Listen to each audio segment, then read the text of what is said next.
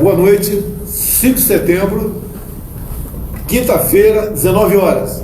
A mesa é um pouquinho grande aqui, mas a primeira parte do bloco a gente vai discutir a questão dos vetos na lei de abuso de autoridade, que é para te botar a par do que foi vetado, o que não foi e por quê. E depois a mesa diminuiu um pouquinho, que o Moro está decolando daqui a pouco para Paraná, Curitiba.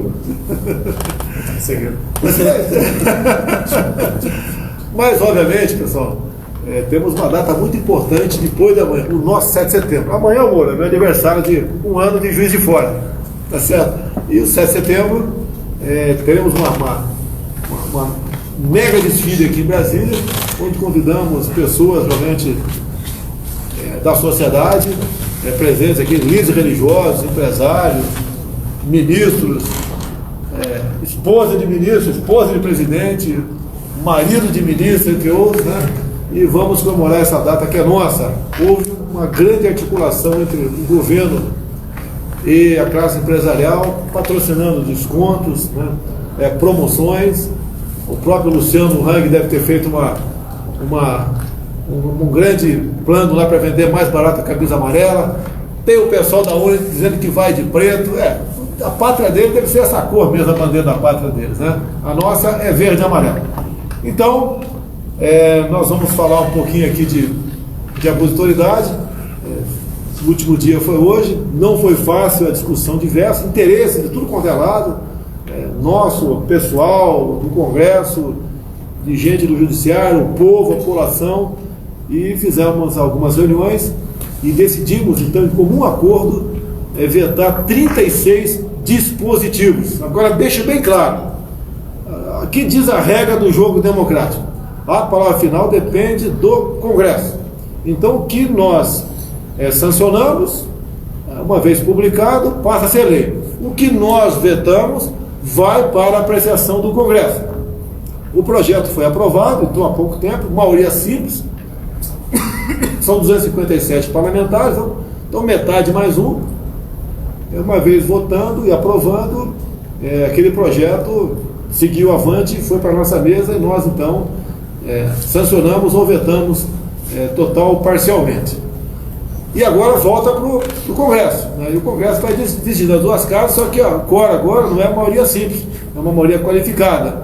Tem que ter 257 votos não na Câmara, 257 não para derrubar o veto e aquele dispositivo voltar para o corpo da lei. Se tiver mais votos sim, o veto está mantido e aquilo vai para o arquivo. E depois, uma vez aprovando na Câmara, caso aprove na Câmara, vai para o Senado. O Senado são 81 senadores, eles lá vão ter que ter 41 votos não ao veto para que ele seja rejeitado e volte para o corpo da lei. Logicamente, respeitamos qualquer resultado, e essa é a regra do jogo. Sempre foi assim. Semana passada derrubaram o veto dos fake news. Eu achei tanto quanto pesado, acho que é pesado, 2 a 8 anos de cadeia para quem, porventura, replica um fake news. Ele pode estar replicando de boa fé, ele não sabe que o assunto é muito complexo, não consegue entender. E lendo o telefone dele, deu um clique ali, ele está passível de 2 a 8 anos de cadeia. Já está decidido. André, vai entrar com uma DIN junto ao Supremo Tribunal Federal. O André, esse mesmo? Não, quem vai entrar não é você não. Quem vai entrar é o PSL, o partido PSL vai entrar com uma ação direta de constitucionalidade junto ao Supremo Tribunal Federal para questionar, amor, inclusive a questão da desproporcionalidade. Se um dia quiser criar uma lei para punir fake news, não vai contar com o meu apoio. O que mais sofri fake news ao longo da minha vida toda, não foi apenas durante a campanha, mas liberdade de expressão, no meu entender. E olha quem foi favorável à lei de fake news, preste bem atenção. Então, primeiro foi um moleque de São Paulo que resolveu lutar para botar em pauta isso aí. E depois os parlamentares que votaram para derrubar o veto, cada um aí deve ter o seu argumento e nós respeitamos. Só, logicamente, como eu vetei, eu gostaria que não fizesse parte da lei. Vamos lá então para o abuso de autoridade? Aquela história toda de acordo com o que acontecer, acaba com a Lava Jato, dificulta o combate à corrupção, tem algumas autoridades que cometem abuso mesmo ou não, eu acho que tem. comete sim, tá? Mas vamos deixar aqui o pessoal rapidamente discutir. Vou começar com a esquerda aqui, o Major Jorge. A razão de um veto ou sanção aí? Bom, presidente, primeiro destacar, como o senhor falou, acho que é muito pertinente a dedicação que o senhor teve para discutir esse tema. Na verdade, aqui, uma nota conjunta, os 4 ministros que acompanham o senhor agora se manifestaram aqui em concordância, em consonância com aquilo que foi decidido.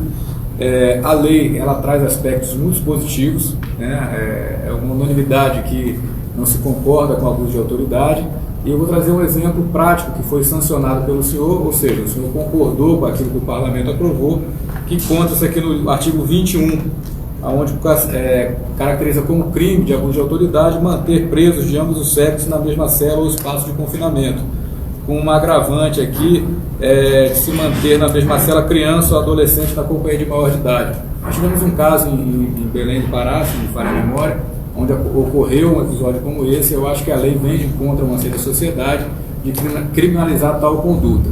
Então, de fato, foi uma construção muito difícil, porque são pesos diferentes que têm que ser medidos nesse momento, mas entendo que o senhor conseguiu encontrar um ponto médio na questão aqui do que a sociedade precisa, daquilo que o parlamento aprovou, e, obviamente, como o senhor falou, a palavra final é do parlamento. O André, você é o advogado-geral da União. Quando se fala advogado, vem a palavra defesa na tua cabeça, tá certo?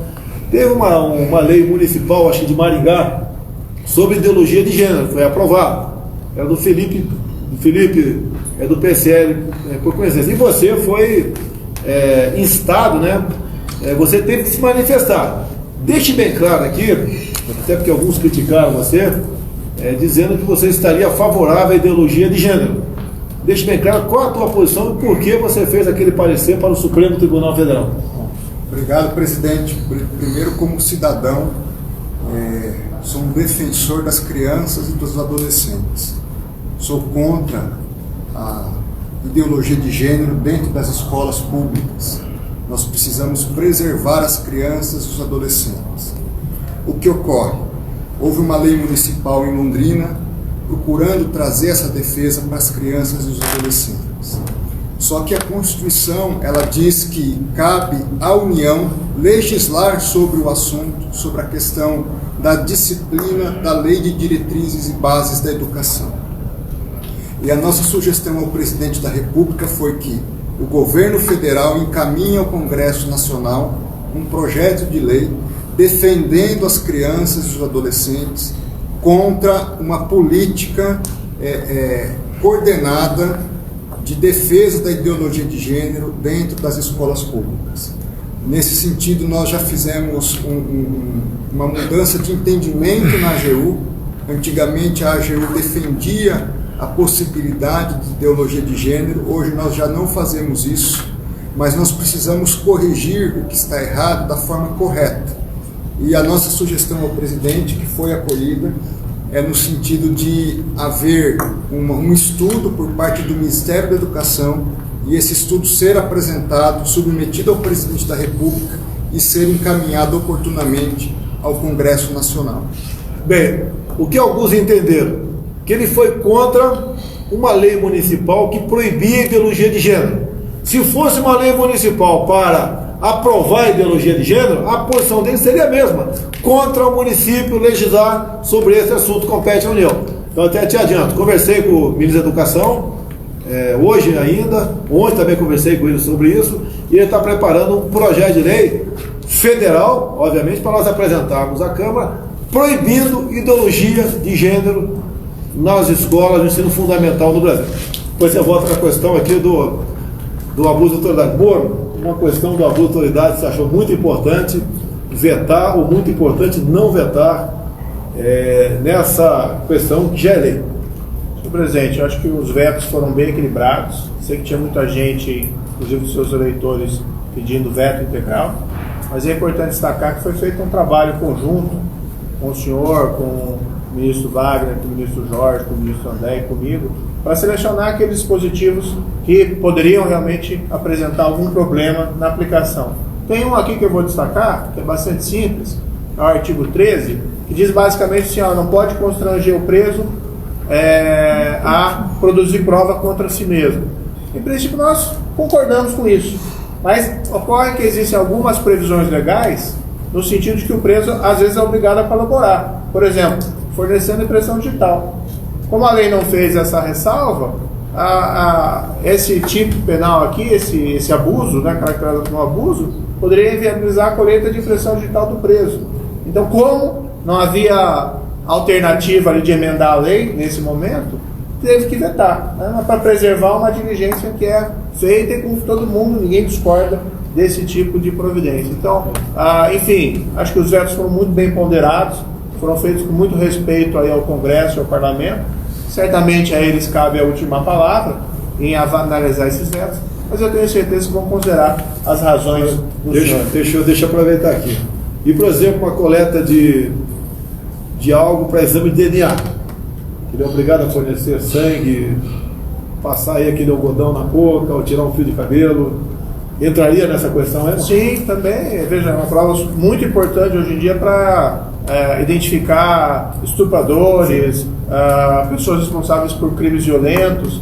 E hoje nem tira sangue mais, hoje é só passar um cotonete na boca. Fio de cabelo também, né? Fio de cabelo. Você encontrou lá no local da cena do crime fio de cabelo espalhado pelo chão. Por que o detido... Eu acho que o detido tem até interesse, né? Pega aqui, pega 200 fios de cabelo, eu não estava lá, até para comprovar a inocência dele. Então foi vetado esse dispositivo, que eu entendo que nada mais justo, né? Capitão, mais um capitão aqui, ministro aqui, ó. O Moro aqui é ministro e foi soldado, né? Atirador. Da onde? Cabo de Maringá. Cabo atirador. Não foi rebaixado, não, fica tranquilo. Cabo atirador de Maringá. O Wagner aqui, meu colega de Academia Militar das Agulhas Negras, capitão do Exército, está na Controladoria Geral da União. Vamos lá, razão de veto ou sanção aí? Vamos lá, presidente. O caso aqui, para demonstrar até a razoabilidade da discussão que o senhor capitaneou quando nós estávamos discutindo o assunto, eu trago o artigo 15, que ele fala que constranger a depor sob ameaça de prisão pessoa que, em razão de função, ministério, ofício ou profissão, deva guardar sigilo. É óbvio que isso caracterizaria. Então foi mantido no texto essa previsão. Porém, o parágrafo único diz que incorre na mesma pena qualquer pessoa que tenha optado por ser assistida por advogado ou defensor público sem a presença do seu patrão. Então vamos trazer aqui a questão do PAD, do processo administrativo disciplinar, né? Aqui na questão do PAD, a gente deixa muito claro que a súmula 5 do STF já diz que a falta de defesa técnica por advogado no processo administrativo disciplinar não ofende a Constituição. Então, esse item foi vetado porque a gente já tem um parecer do STF sobre isso e aqui nós vamos ter uma lei contra. E se caso a gente ouvisse alguém ou tivesse uma inquirição dentro de um PAD sem a presença do advogado, o servidor poderia responder a uma pena de 1 a 4 anos, o que seria completamente inviável. Então, esse é um exemplo clássico que nós, no primeiro momento, não houve a sanção do caput do artigo 15, porque ele realmente caracterizava um caso de abuso de autoridade, mas quando a gente vai no inciso 2 do parágrafo único, nós já trazemos um caso que realmente não dava para manter a norma. Você vê a complexidade, já tem caso aqui de sanção e veto. Então quem pedia o veto integral, você vê que as coisas não são tão fáceis assim. Tá? Então a decisão tem que ser equilibrada e tomada em equipe, não pode o presidente sozinho. Cadê minha caneta compacta ali? Tá? Não pode sozinho decidir essas questões aqui. Vamos lá para o André, que não falou no assunto ainda sobre abuso de autoridade. André, alguma coisa aí contra ou a favor? Presidente, nós trabalhamos numa dupla perspectiva. Em primeiro lugar, preservar a autoridade pública, no sentido de perseguir o crime, ou seja, o promotor, a polícia, eles têm que ter garantido a prerrogativa de perseguir o crime quando ele ocorrer. Então nós trabalhamos nessa linha de raciocínio. Por outro lado, nós tínhamos que preservar, quando se fala sanção e veto, pensa sempre no político, mas nós temos que preservar o cidadão que está na rua e ele não pode estar sujeito, às vezes, a uma autoridade que abusa do seu poder. Então nós tínhamos que pensar também em você que está nos assistindo aí. E eu vou dar um exemplo agora, presidente, de um dispositivo da lei que nós mantivemos justamente para preservar a autoridade que persegue o crime. Ela só vai poder ser sancionada, ou essa lei só vai poder ser aplicada, lá no artigo 1º, parágrafo 1º, se ficar demonstrado que ela propôs aquela ação judicial, que ela capturou o criminoso com a intenção não de coibir o crime, mas só de perseguir a pessoa, não de fazer aquilo que devia ser feito. Se nós vetássemos esse dispositivo, todo promotor, todo delegado ia se sentir constrangido de exercer a sua autoridade. Então nós mantivemos esse dispositivo justamente para preservar a autoridade pública, policial, militar, de exercer a sua autoridade. Lá na ponta, né? Voltar para o Jorge, né?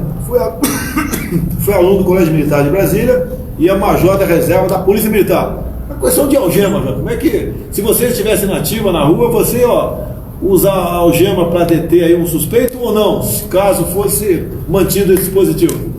Presidente, assim, a intenção do projeto, a gente até entende que tenha sido boa, mas da forma como estava escrita, ela limitava muito a autoridade policial, principalmente policial na rua, aquele que está defendendo você aí de alguma coisa, num cenário onde que haja necessidade de fazer uma contenção de ânimos. A algema não pode ser vista apenas como objeto de constrangimento. Na verdade, a algema é um objeto de proteção.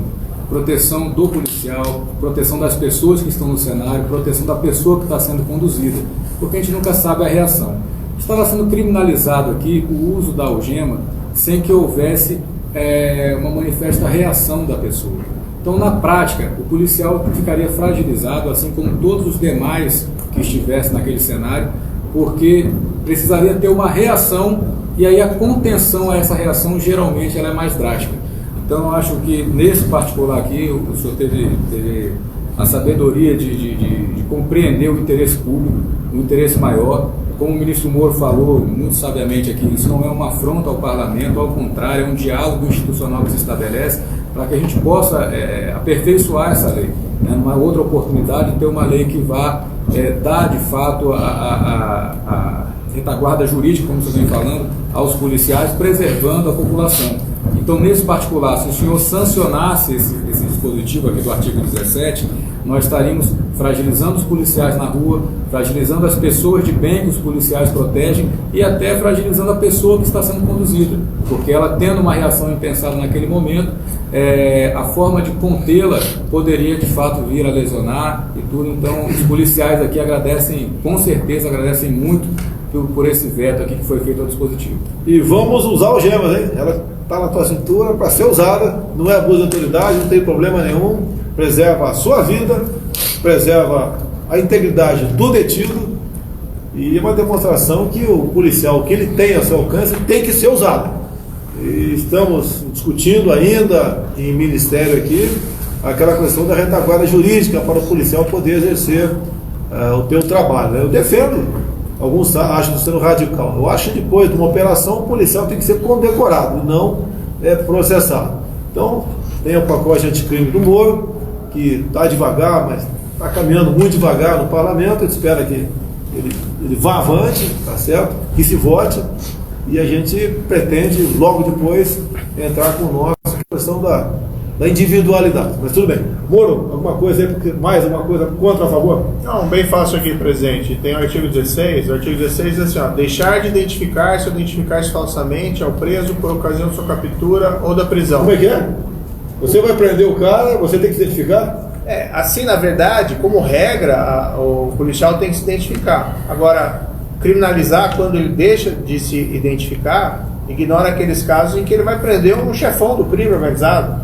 E ele vai se identificar completamente para o chefão do crime organizado, ele coloca em risco muitas vezes a vida dele e até da própria família. Então o cara está no estado de embriaguez, por exemplo, com porrete na mão, fazendo barbaridade. O policial pode ter que se identificar também para ele? Como regra, a lei estabelece, mas assim, o problema foi aqui criminalizar a conduta sem colocar exceção. Qual seria a pena aí? Aqui seria... 6 meses a 2 anos. Pessoal, condenar o policial a 2 anos de cadeia, porque ele não se identificou para o cara que foi deter, estava lá num lugar violento.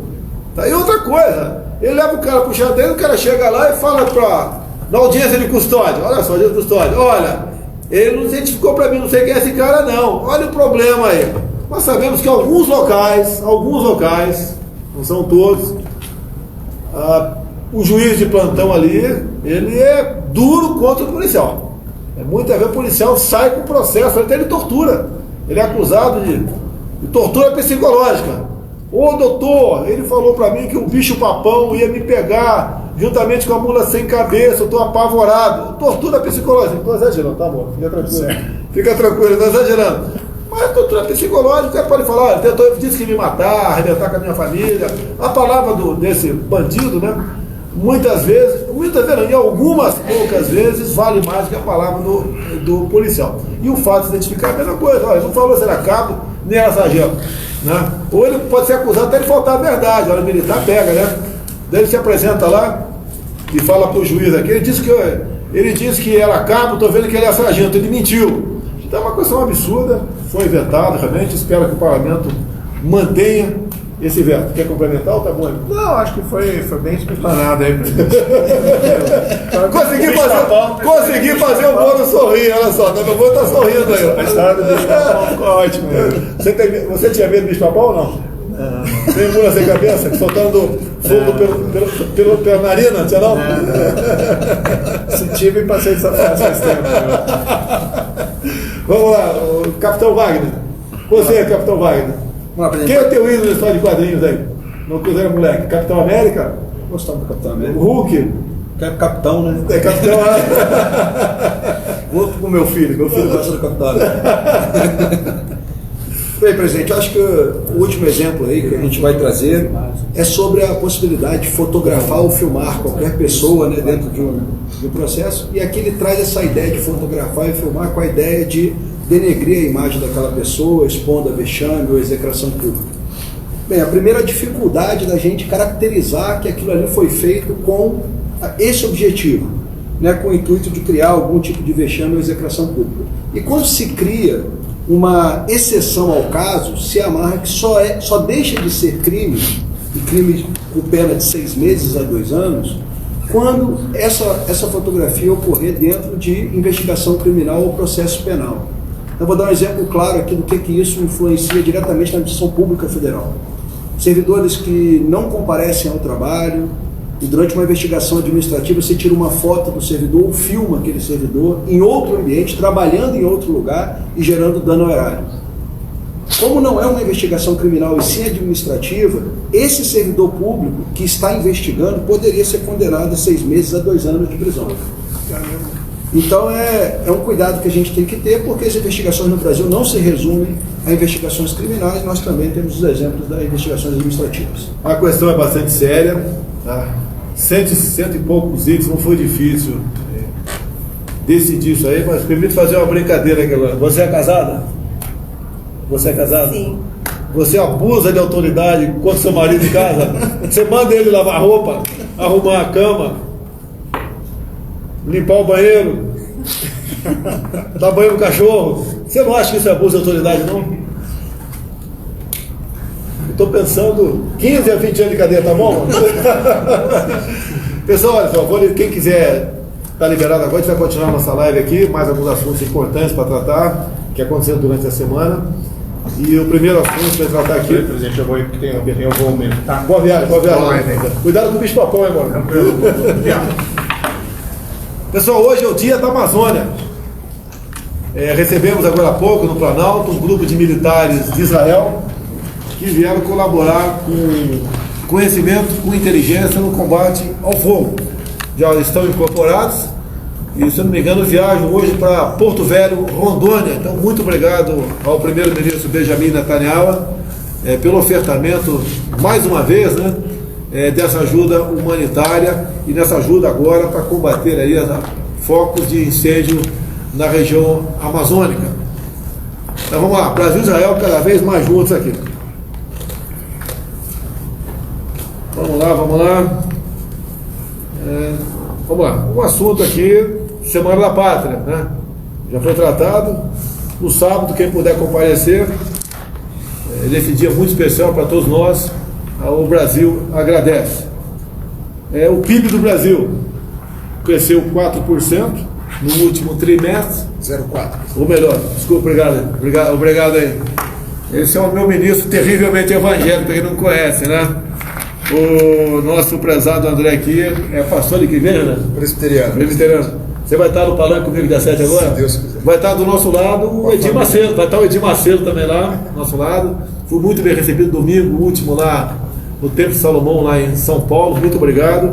Tá? Vai estar presente também o empresário Silvio Santos. Ó, quem quiser ver o Silvio Santos, tá certo? Agora no sábado, 7 de setembro, compareça aqui na esplanada dos ministérios. Vai também instalar o Luciano Hang da Van.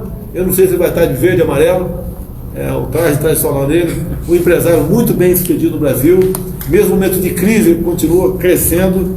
E é um homem que faz muito por todos, em especial para o pobre, né? O pessoal outro dia na minha live, criticando ali no Facebook meu, o que ele fez para os pobres? Dá emprego para milhares de pessoas, certo? É um exemplo de pessoa bem sucedida. 7 de setembro, assunto resolvido aqui. Tivemos ontem, em Anápolis, na entrega do KC-390. É um orgulho para a nossa Embraer. E visitei ali o local, fiz um pronunciamento, muita gente lá. O primeiro KC-390 entregue, que vai aqui ficar na base de Anápolis. O software da cabine totalmente 100% brasileiro. Isso aí realmente é uma prova da capacidade do povo brasileiro, tá certo? E nós devemos valorizar isso aí. Outros países já têm feito contrato de compra nossa, com Portugal, por exemplo, entre tantos outros. Até a Bolívia está pensando em comprar um avião desse aí. A nossa Força Aérea, vendo recursos, obviamente, elas substituirão o nosso Hércules, uma aeronave que também está bastante usada na Força Aérea. Então isso é muito bem-vindo para todos. Alguém quer falar alguma coisa sobre o KC-390 aí? Não? Então vamos em frente. Ontem também não foi destaque nos jornais do KC-390, na capa pelo menos, né? Não foi destaque aí. Qualquer país do mundo daria toda a capa com o KC-390. Ontem também, como a primeira dama aqui não precisa falar comigo, sabe o que ela quer, através do Ministério do Ministro Osmar Terra, nós assinamos ontem uma medida provisória concedendo pensão vitalícia para as crianças vitimadas de microcefalia. A mãe ganhava o BPC, é isso mesmo? Então passou a ganhar, então agora a criança, né, a vida toda, um valor de um salário mínimo. E a mãe vai poder trabalhar. Se fosse trabalhar com o BPC, não seria compatível. Alguma coisa, Maria? É importante que isso permite a acumulação do benefício, tá, presidente? E, obviamente, para as crianças que nasceram com microcefalia em decorrência do Zika vírus. Então, uma iniciativa louvável aí do Ministério da Cidadania, do ministro Osmar Terra, e, de fato, dá um alento aí para muitas famílias, sobretudo famílias humildes aí que estão passando muita dificuldade. Foi emocionante lá, viu, presidente? Eu não tinha visto uma criança, eu tinha visto em fotografia. Até o fim do discurso lá, não sei se você achou pesado ou, né, quem puder assistir, não sei se está na minha página no Facebook, um discurso de 6, 7 minutos, eu falando sobre a questão do Zika vírus, né? Eu não costumo ler discurso, acho que vale mais a emoção. De vez em quando a gente extrapola um pouquinho, tudo bem, natural, né?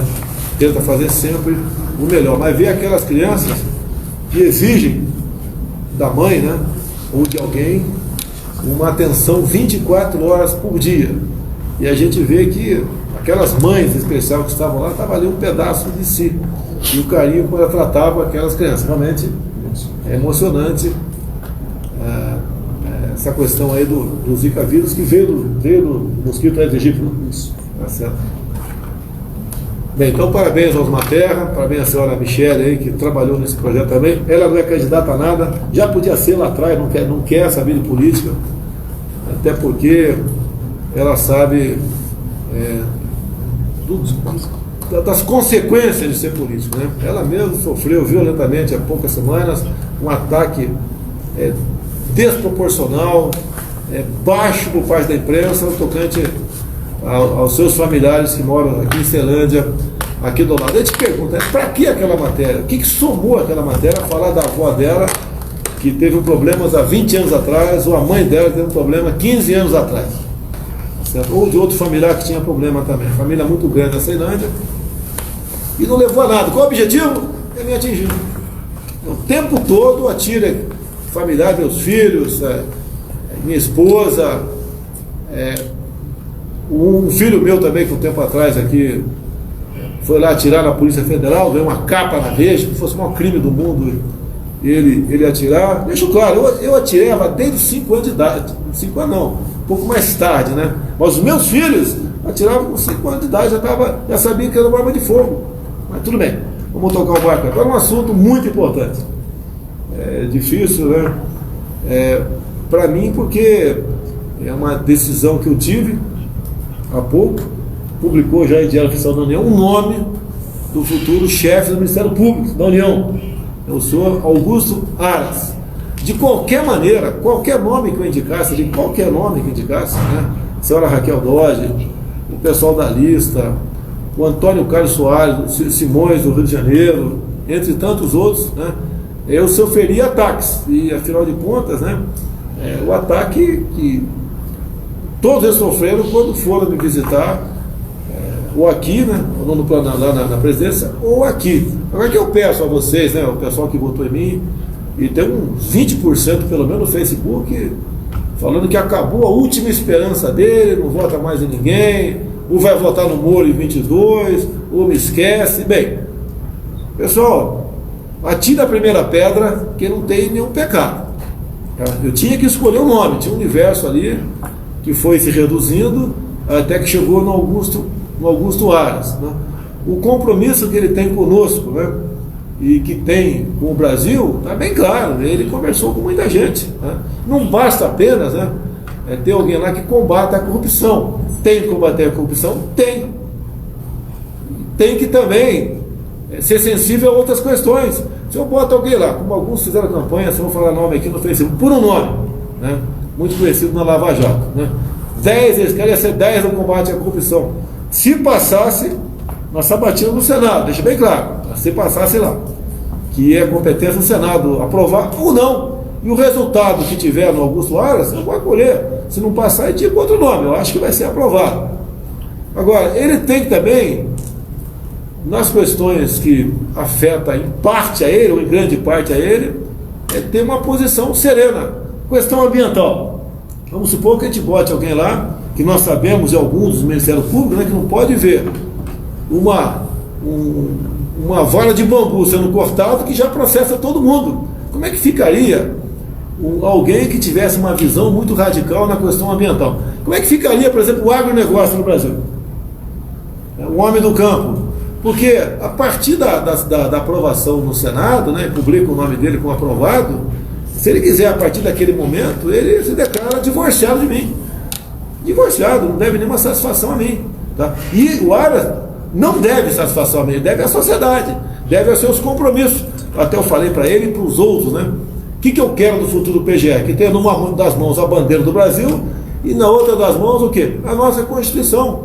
Então a questão ambiental é importantíssima, não é apenas para o homem do campo, é também para o Tarcísio, que é o nosso ministro da Infraestrutura. Quantas vezes você tem conhecimento, ainda no momento, né, você quer rasgar uma estrada e entra ali o Ministério Público, né, alegando as condições ambientais e dificulta, e às vezes aquela estrada leva 5, 6, 10, 15 anos ou não sai. Então essa questão de infraestrutura também interessa. Não queremos um chefe um Procurador-Geral da República que pode fazer tudo, mas também não aquele que não pode fazer nada. Uma questão muito séria, né? Há pouco tempo o Supremo Tribunal Federal, alguém quer interromper, comentar aqui agora? Há pouco tempo o Supremo Tribunal Federal resolveu tipificar homofobia como se racismo fosse. Percebeu? Tipificou. O Ministério Público Federal deu outra opinião. Foi favorável ou contrário? O que vocês acham aí? O MP? Foi favorável? Foi favorável. Até por ocasião dessa discussão, né, onde apareceu um terrivelmente evangélico. Eu estava no encontro lá em Santa Catarina, dos Gedeões, e me deu essa ideia, né? Falei do assunto, com todo o respeito que eu tenho ao Supremo Tribunal Federal, mas acho que não era a competência deles de legislar sobre esse assunto, é porque o Supremo não legisla, quem legisla é o Congresso Nacional. Mas eu falei lá no Gideon em Santa Catarina, falei, será que não está na hora de termos no Supremo Tribunal Federal um ministro terrivelmente evangélico? Porque ele poderia sentar em cima do processo, poderia não pedir vistas no Supremo? Pedir vista, sim, presidente. E ficava, tem tempo para entregar o processo? Ele tem que fazer os estudos dele no tempo Uma dele. pergunta, qual tempo tem para entregar um processo onde o ministro do Supremo pediu vista? O tempo que ele tem para formar o convite. Mas se ele quiser sentar em cima do processo, ele senta. Eu não... Bem, tem questões lá que tem mais de ano pedido de vista lá dentro. Então acho que não é para sentar em cima do projeto e agir dessa maneira o possível futuro ministro do Supremo Tribunal Federal, o quem quer que seja lá. Mas dá a sua opinião. Eu assisti a sua sustentação contra isso. Até passei para botei nas nossas mídias sociais. Parabéns, mas a sustentação é excepcional. E hoje em dia, né, homofobia e racismo é a mesma coisa. O que é racismo? Não sei se você é branco ou não é, né? Se é afrodescendente ou não é. Dá pra gente ter uma noção aqui, né? Agora, se o cara é homossexual, você não sabe. Você briga com o cara, fala um palavrão pra ele, vai que ele seja esse palavrão, tá? Vai na delegacia, registra a queixa. Isso é crime inafiançável. Vai pra cadeia. Acabou o futebol, tu vai pra cadeia, pô. Vai pra cadeia.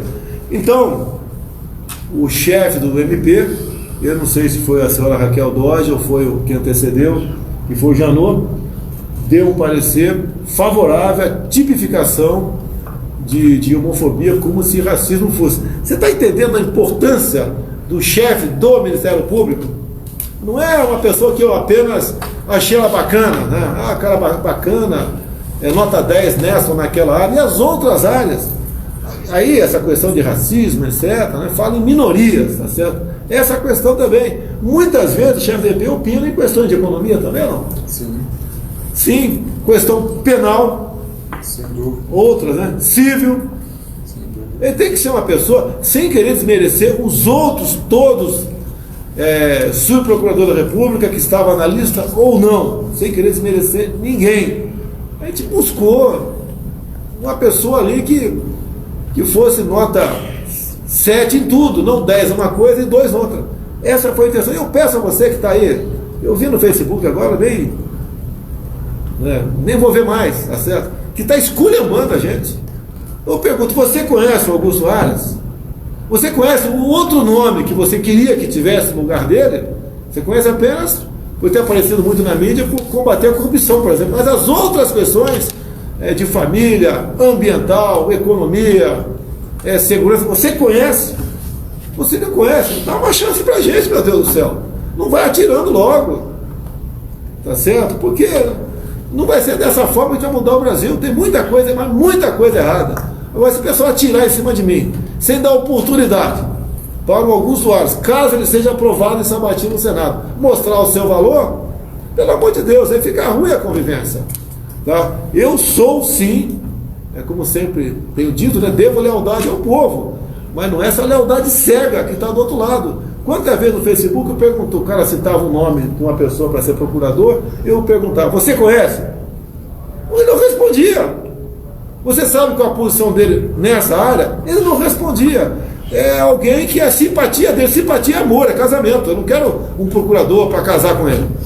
O senhor Augusto Aras não vai ser meu marido, nem eu vou ser esposa dele, nunca, nunca. Né? Nem eu quero, nem ele quer, você pode ter certeza disso. Nós queremos um procurador que realmente trate dessas questões com muito cuidado, né? Mas que não seja nem muito para lá, nem muito para cá, que tenha ali uma posição que faça justiça no Brasil. E é uma posição bastante ingrata essa que ele vai ocupar, né? Difícil, tão difícil, né, Major, quanto a minha. Muitas vezes você tem que decidir ali questões que você fica numa situação bastante complicada. Então, eu peço a vocês, né? Vai no Facebook, você fez um comentário pesado, retira, pô, retira. Me dá uma chance para mim. Você acha que eu quero botar alguém lá para atrapalhar a vida de vocês, né? Atrapalhar a vida do Brasil? Não é. Eu quero uma pessoa que ajude o Brasil, quando fala em questão ambiental, que faça o casamento do desenvolvimento com a preservação do meio ambiente. Que em posições críticas, né, que o Supremo passa, ele dê o seu parecer. O parecer dele ajuda para um lado ou para o outro. Tá? É vamos assim dizer, um primeiro voto, que não vale, né, o procurador não vota, né, mas o primeiro voto sobre aquela questão. É isso que a gente pede a você. A gente pede a Deus que ilumine o doutor Aras, ilumine as autoridades do Brasil. Isso faz parte aí das igrejas evangélicas, né? Sempre abençoa as autoridades. Já tive várias vezes igreja, independente quem seja essa autoridade. E eu peço a você nesse momento um voto de confiança. Se lá na frente não satisfazer, né? Paciência, tá certo? A gente assume o erro, mas tenho certeza que essa posição nossa é bastante acertada. Difícil, muito difícil de tomar uma posição. Essa, aquele, não vai, lá. A gente quer o melhor do Brasil e devemos acreditar nos outros. Eu peço a você que acredite em mim, continue acreditando até que eu prove o contrário. Enquanto não provar o contrário, dá uma chance para mim. E você que votou em mim, de graça, que trabalhou, que fez inimizades, tá? Que gastou dinheiro, que foi para a rua, tá? Que não queria mais o PT, também não queria aquele que ficou em terceiro lugar, nem o que ficou em quarto lugar, tá? E votou na gente, deu um voto de confiança e continue dando voto de confiança. Não queira apenas metralhar a gente porque você achava que devia ser outro cara e não esse. É muitas vezes igual uma seleção, né? Quantas vezes o cara convoca um cara aí que você fala, pelo amor de Deus, esse cara não, tem que convocar aí o Felipe Melo do Palmeiras, até que eu apoio. Se eu pudesse intervir aqui, eu ia intervir aqui, Felipe Melo do Palmeiras, tá certo? Depois do primeiro cartão amarelo, tirava ele de campo, logicamente, deixava mais, até o primeiro cartão amarelo ia ser o titular da minha seleção brasileira. Felipe, olha o Goiás no sábado, eu vou estar baixado do hospital, 9 da noite, vou estar te assistindo, hein? Olha a tua responsabilidade. Com toda a simpatia, né? Eu sei que o Ronaldo Caiado é torcedor do Atlético Goianense, e o Goiás é o rival dele lá. Mas como bom goiano, no fundo ele vai torcer para o Goiás. Tá? O jogo vai ser aqui do lado, aqui. Vai ser em Goiânia? Deve ser em Goiânia, Serra Dourada, né? Eu até estava pensando em ir para lá, mas teve a cirurgia, não fui. Alguém quer falar alguma coisa sobre PGR? Posso falar? Pode, não, deve. Primeiro, a gente acompanhou de perto, né, todo o processo.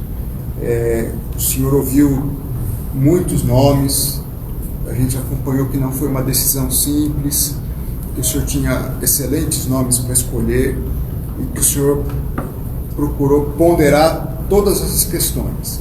Questão criminal, questão ambiental, questão da infraestrutura brasileira. E assim, o que a gente pode dizer hoje é desejar sucesso ao Dr. Augusto Aras, que ele possa ser um grande procurador-geral da República, que ele possa ajudar o Brasil não só no combate à corrupção, mas no desenvolvimento econômico, na reconstrução desse país que precisa ser feito, tantos problemas sociais, tantos problemas estruturais. A gente reconhece o valor não só do Procurador-Geral da República, como do Ministério Público Federal como um todo, e a gente espera que o Ministério Público Federal, sob a liderança do Dr. Aras, ele seja um Ministério Público forte e capaz de contribuir com o país. Sucesso ao Dr. Augusto é a palavra da Advocacia Geral da União. Que eu falei para os meus ministros, né, que também tinha ministros que tinham posições divergentes, né? Eu ouvi quase todo mundo, né? Esse sim, aquele não. E por quê?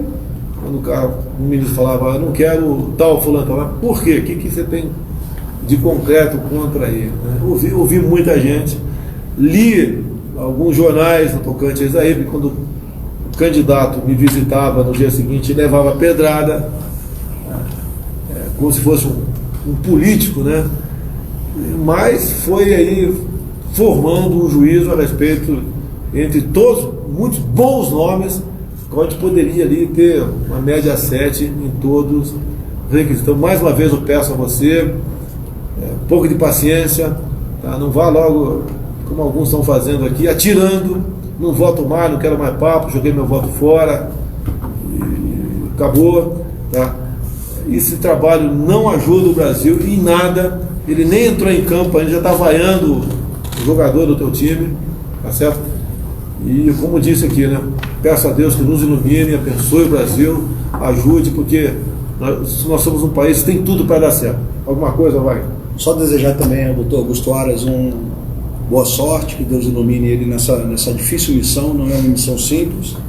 Também deixar aqui bem claro, presidente, do respeito que todo o nosso governo tem pelo Ministério Público Federal, por todos os ramos do Ministério Público.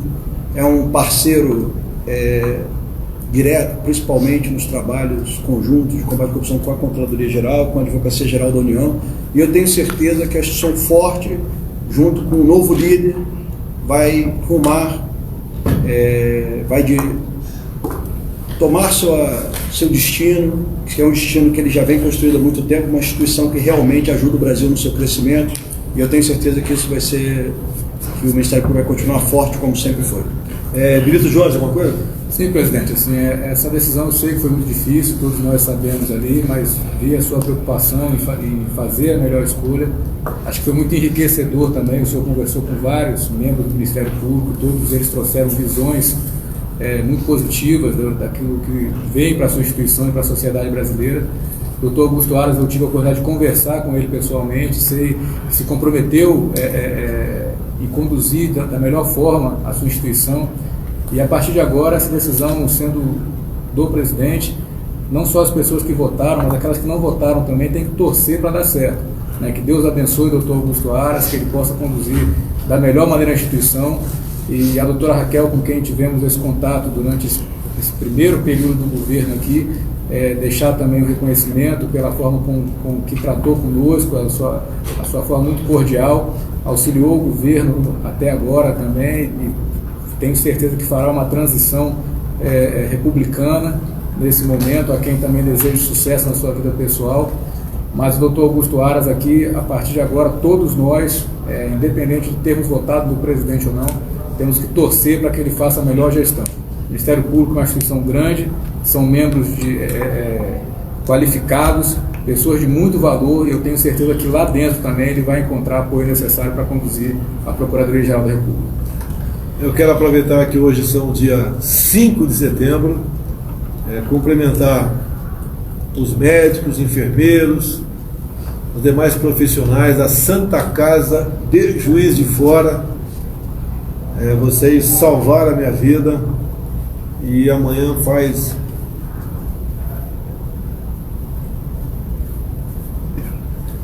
um ano do ocorrido. Muito obrigado a vocês, obrigado a todos que oraram pela minha vida, que acompanharam aquele momento bastante difícil que eu enfrentei. Estive aí praticamente do outro lado da vida. Foi um milagre a minha vida e também quase um milagre a minha eleição. Não vamos jogar isso fora, vamos construir juntos o futuro do Brasil. Não posso fazer tudo aquilo que quero. Alguns até acham que isso seria bom, né? Também concordo, né? Tudo que eu quiser for fazer, isso é uma ditadura, não queremos isso daí. Mas vamos fazer tudo aquilo que for possível para o bem-estar do nosso povo, para que o Brasil saia da situação complicada que se encontra na economia, na questão ética, moral, corrupção, violência. E não é fácil, não vai ser uma pessoa que vai conseguir tudo isso, vai ser um agrupamento de pessoas. No momento eu agradeço meus 22 ministros que estão ligados diretamente à minha pessoa, passando de 39 para 22 ministérios. Agradeço os servidores do Planalto, secretários, tá?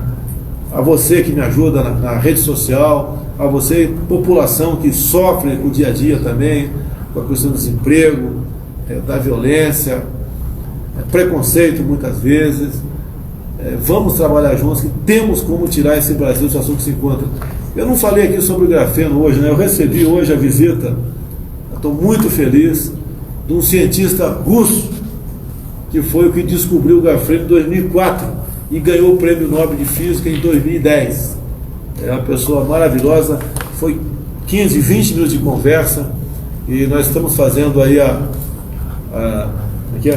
embaixo, lá botando a letra embaixo, estamos aí legendando para você ver o que aconteceu. Muita coisa é mito ou realidade. A super bateria, que há 5 anos falava sobre isso aí, muita gente falava besteira, né, que estava inventando coisa, que eu estava não sei o que lá. Então eu conversei com o prêmio Nobel de Física. Nós temos algum prêmio Nobel no Brasil, Major? Não temos por quê? Está faltando disciplina aqui em sala de aula. Aqui, ó, que fez Colégio Militar de Brasília, Academia Militar das Agulhas Negras, concurso público, você jogou? Tá? Lá na ponta esquerda, lá o Jorge, fez Colégio Militar de Brasília, Academia da Polícia Militar. Você fez o que, André? Escola pública, Escola primeiro pública. grau, ensino médio, escola particular, depois para faculdade. Também fiz escola pública, lá em Jundiaí, o Grupo Escolar Coronel Siqueira de Moraes, estudei em 7 Barras, estudei em Ribeira, e estudei em Eldorado Paulista, escola pública o tempo todo. Estudei também, sabe onde? Instituto Universal Brasileiro por Correspondência. Eu fiz ali português e eletricidade, tinha dificuldade. Me ajudaram a passar em concurso, não só para a Escola Operatória de Cadeia do Exército Campino, bem como também fui de concurso para a Academia Militar das Agulhas Negras. Então vai do trabalho, do empenho, da dedicação de cada um e dos meios, né? Tem gente que vai para a escola cumprindo tabela. Como a gente vê, às vezes, algum time de futebol, né, Major? Você está mais feliz agora com o Flamengo, né? Antigamente. Palmeiras também. Palmeiras. Não, vai ter o segundo turno aqui ainda, tá certo? Palmeiras e Vasco. O Ministério está ameaçado, hein? Tá certo? Então, quando a gente vê, de vez em quando, um jogador do time entra em campo para cumprir tabela, né? O time cumprindo tabela, né? Quem vai para a sala de aula, estuda, se empenha. No meu tempo, na biblioteca do Eldorado Paulista, né? Raramente tinha outro aluno lá dentro, geralmente eu era sozinho lá dentro, tá certo? Então tive sucesso, graças a Deus. Minha mãe teve 7 filhos, está viva ainda, 92 anos. Beijo, minha mãe, saudade de você. Deve estar em Miracatu ou em Eldorado Paulista. Pessoal, muito obrigado a todos vocês. Paciência, paz para todo mundo. Deus abençoe o Brasil. Muito obrigado.